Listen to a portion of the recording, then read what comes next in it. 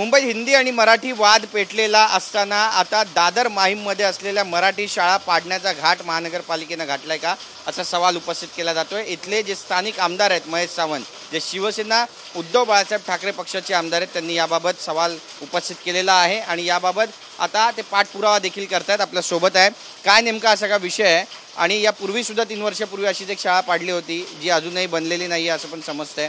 मराठी शाळा हळूहळू बंद करण्याच्या मागावर आहे का महानगरपालिका? महानगरपालिकेचा धोरणच आम्हाला काही समजत नाही। एक 4 वर्षापूर्वी 4-4.5 वर्षापूर्वी मोरी रोड येथील शाळा C1 कॅटेगरी डिक्लेअर केली आणि त्यांनी जमीनदोस्त केली।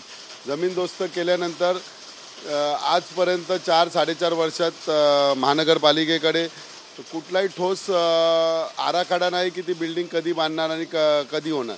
परंतु त्या शाळेचे विद्यार्थी हे विद्यार्थी देशोधडीला लागले। आज ते मुलं कुठे सायनला आहेत, कुठे आहेत, आता आम्हाला माहिती नाहीत कुठे आहेत, त्याचा एवढा तपशील नाही।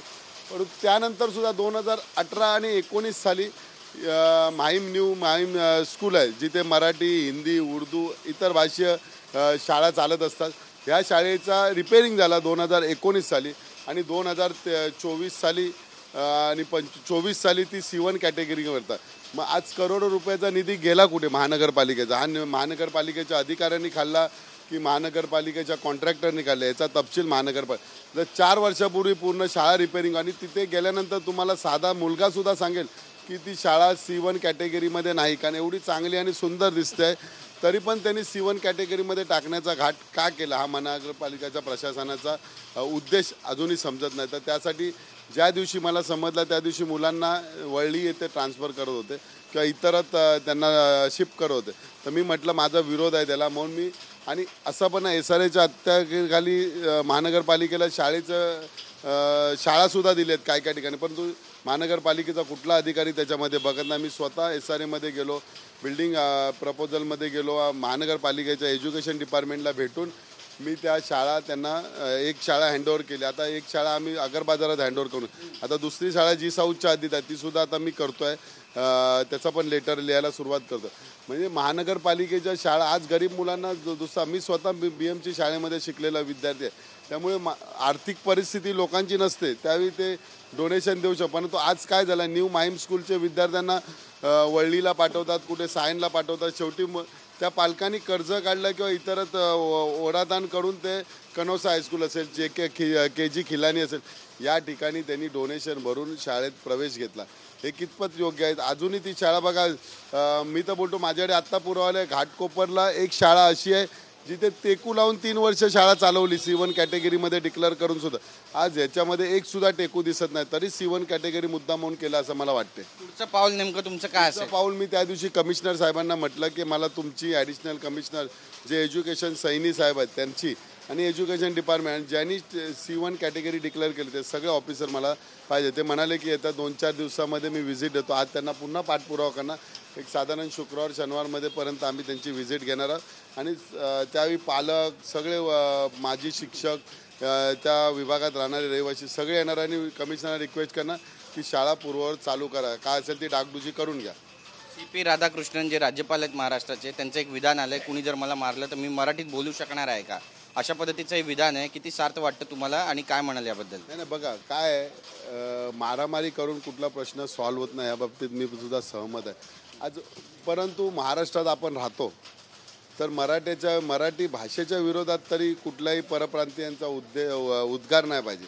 आज मुजोरी करतात, आज कल्याणमध्ये काहीतरी घटना घडली, म्हणजे तुम्ही मराठीच्या म्हणजे मुंबईमध्ये येणार पैसे कमवणार पण मुंबईच्या भाषेचा द्वेष करणार हे कितपत योग्य आहे? आणि माणिकराव कोकाटे यांच्या राजीनाम्याची मागणी होते, विरोधकांची भूमिका काय? माणिकराव म्हणतात की मी पत्तेच केलं होतं, कुणाचा विनयभंग केला नाही आणि ज्यांनी हे सगळं केलं त्यांना कोर्टामध्ये खेचणार।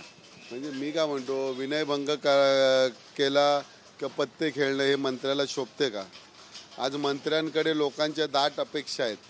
आज कृषी मंत्री कोकाटे आहेत, माणिकराव कोकाटे कृषी मंत्री, आज शेतकरी देशोधडीला लागले, त्यांच्याकडे लक्ष द्या। मी तर पूर्ण अधिवेशनामध्ये कोकाटेंना एक सुद्धा प्रश्न उत्तरामध्ये बघितला नाही की त्यांनी उत्तरं दिली आहेत की असं शेतकरी काय पण सरकारच भिकारी आहे, पुन्हा एकदा वादग्रस्त वक्तव्य। सरकार भिकारी आहे तर सरकारमध्ये तेच आहेत ना, ते स्वतः सांगतात भिकारी आहे तर भिकारी असेल। पण हे कितपत योग्य आहे मंत्र्यांना अशा पद्धतीनं बोलणं? बघा आता काय झालं आहे, म्हणजे एक मुख्यमंत्री सोडलं तर ह्या महाराष्ट्रामध्ये उत्तरं देण्यासारखा कुठलाच मंत्री नाही. त्यामुळे बाकीच्या या मंत्र्यांनी थोडा अभ्यास करावा. उत्तर नीट देता येत नाही निदान गप्प तरी बसावं असा आमचा सल्ला आहे त्यांना. काल देवेंद्र फडणवीस यांचा वाढदिवस होता आणि उद्धव ठाकरे यांनी सुद्धा त्यांची स्तुती केली, प्रशंसा केली, त्यांच्या कामाची सुद्धा तारीफ केली. यावर आता उदय सामंत म्हणतायत की मी संपेन किंवा तुम्हाला संपवेन असं वक्तव्य करणाऱ्यांना आता उशिरानं सुचलेलं शहाणपण आहे. बघा काय आहे, आता उदय सामंतांना पण शहाणपण प्रत्येक वेळी वेगवेगळा सुचते. कधी राष्ट्रवादी, कधी शिवसेना, कधी शिंदे गट. हे पण शहाणपण त्यांचं बघण्यासारखं आहे आणि वाखडण्यासारखं आहे. आज तुम्ही गरजेला शहाणपण स्वतःचा सिद्ध करता का असं त्यांना वाटते.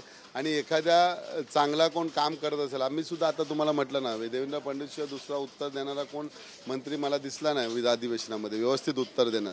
त्यामुळे एखाद्याचा वाढदिवस आहे त्याबद्दल वाईट का करावा, त्याच्या चांगल्या गुणाची तिथे प्रशंसा करायलाच पाहिजे. सरकारमध्ये अंतर्गत वाद सुरू असं म्हणावं का? कारण एकनाथ शिंदे यांच्या नगरविकास खात्यावरती आता देवेंद्र फडणवीस यांचा वॉच असणारे अधिकाऱ्यांकडून नगरसेवकांना कुठला निधी जातो याबाबतची माहिती मागवण्यात आली असं समजतंय. हा मुख्यमंत्र्यांनी केला असेल तर मी त्यांचं अभिनंदन करतो.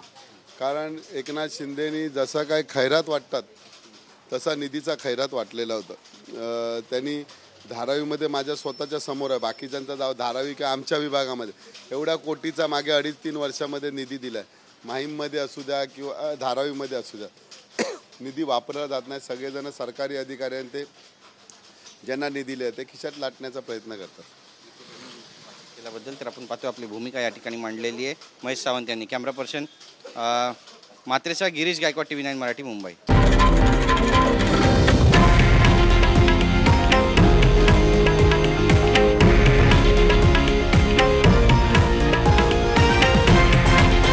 हे आहे देशातील नंबर 1 न्यूज नेटवर्क आणि आपण पाहत आहात TV9 मराठी, एकमेव.